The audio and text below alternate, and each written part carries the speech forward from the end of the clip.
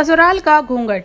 अरे सीमा, ओ सीमा, सो रही हो क्या अभी तक? सीमा की जेठानी जोर जोर से चिल्ला रही थी कि घर के आंगन में खड़े होकर। सीमा यानी मैं। तभी मैं भागती हुई अपने कमरे से निकली और बोली, दीदी आ गई मैं। जेठानी बोली, मैं तुम्हें रात में ही समझाया था कि सुबह को जल्दी उठ जाना, तुम्हारी मुंह दिखाई की रस्म है। मैंने बोला कि दीदी रात को नींद ही नहीं आई, जगह जगह नहीं है ना, मन में थोड़ा डर था कि सुबह आँख नहीं खुली तो। रजनी दीदी हंसती हुई बोली, सीमा मेरी प्यारी देवरानी, जल्दी से घूंघट कर लो, अगर माँ जी आ गई तो हंगामा हो जाएगा। मैंने घूंघट किया ही था, तभी माँ जी वहाँ आ गई और कड़कड़ाती आवाज़ में बोली, चलो अब क्या यहीं गपशप मारती रहोगी तुम दोनों? हमने चलना शुरू ही किया था। तभी माँ जी ने रजनी दीदी के कंधे पर हाथ रखा और बोली, पता है ना कहाँ से जाना है और कैसे जाना है? माँ जी ने बोला कि जब भी कोई बड़ा तुम्हारे सामने खड़ा हो तो हमेशा घूंघट में रहना और कम से कम अपने बड़ों के सामने आना, और बिना घूंघट के तो कभी नहीं। रजनी दीदी कुछ बोली ही नहीं, बस अपना सर हिला दिया कर हाँ बोल दिया। मैंने भी बस अपना सर हाँ में हिलाया। माँ जी के जाने के बाद मैंने पूछा, रजनी दीदी आप तो स्कॉलर हो और इन सब चीज़ों को कैसे निभाती हो? रजनी दीदी मुस्कुराई और बोली कि मैं थारे जेठ जी से बहुत प्यार करती हूँ, इसलिए अभी तक चुपचाप सब चीज़ें निभा रही हूँ। मैं कुछ नहीं बोली और चुपचाप रजनी दीदी के साथ घर के बाहर वाले कमरे में जाकर बैठ गई। वहाँ पर एक पड़ोस की आंटी जी बैठी थी। वो बोलने की, ये कैसी बहू आई है? ससुर जी सामने खड़े हैं और ये यहाँ बैठी है, मुझे कुछ समझ ही नहीं आया। मतलब? रजनी दीदी बोली कि आंटी जी अभी नई बहू है, यहाँ के रीति रिवाज सीखने में थोड़ा समय लगेगा। रजनी दीदी मुझे वहाँ से उठाकर मेरे कमरे में छोड़ गईं।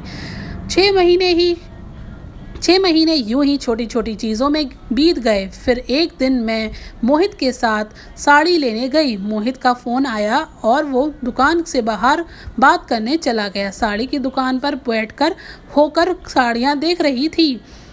तभी साथ में बैठे हुए अंकल जी खांसे, एक बार फिर 2 बार फिर 3 बार। मैंने साड़ी वाले भैया से बोला कि भैया इन अंकल जी को पानी दे दो, बहुत खांसी हो रही है इन्हें। अंकल जी भड़क उठे और बोले, क्या बदतमीज़ लड़की है ये, कुछ शर्म लिहाज है या नहीं इसे? दुकान पर हंगामा देख मोहित बाहर से भाग कर अंदर आया और अंदर आते ही अंकल जी के पर छू कर बोले, मामा जी आप यहाँ? मैं घबरा के दुकानदार के बाहर आ गई, एक लंबा घूंघट करके गाड़ी में बैठ गई। मोहित बाहर आया और गाड़ी में बैठकर गाड़ी बहुत तेज़ चलाने लगा। मैंने धीमी आवाज़ में बोला, गाड़ी बहुत तेज़ चला रहे हो, कहीं एक्सीडेंट ना हो जाए। हम घर पहुँचे ही थे तभी माँ जी ज़ोर ज़ोर से चिल्लाते हुए बाहर आईं, देखो आ गई ये रानी साहिबा, खानदान की इज्जत मिट्टी में मिलाकर। तभी रजनी दीदी आई और बोली, माँ जी मेरे शादी को 6 साल हो गए हैं, मैं अभी तक मामा जी को नहीं जानती, ये कैसे जानेगी? माँ जी ज़ोर से चिल्लाई, देखो कैसे चपड़ चपड़ जवान चल रही है इस रजनी की।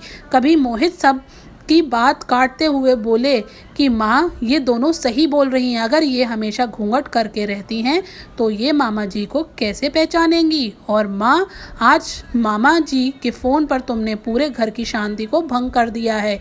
ये वो ही समाज है जिसने सीता मैया पर सभी उंगली उठाई थी। पिताजी और जेठ जी ने भी अपना पक्ष मोहित के साथ ही रखा। माँ जी थोड़ी देर सोचने के बाद वापस रजनी दीदी और मेरे पास आई और बोली कि तुम दोनों को अपनी मर्यादा पता है, मुझे उम्मीद है कि तुम सभी को कभी भी मेरा सर शर्म से नीचा नहीं झुकने दोगी। हम एक ही परिवार के सदस्य हैं, हमें हमेशा साथ रहना है, अच्छा वक्त हो या बुरा वक्त, हर सदस्य को अपनी मर्यादा पता है।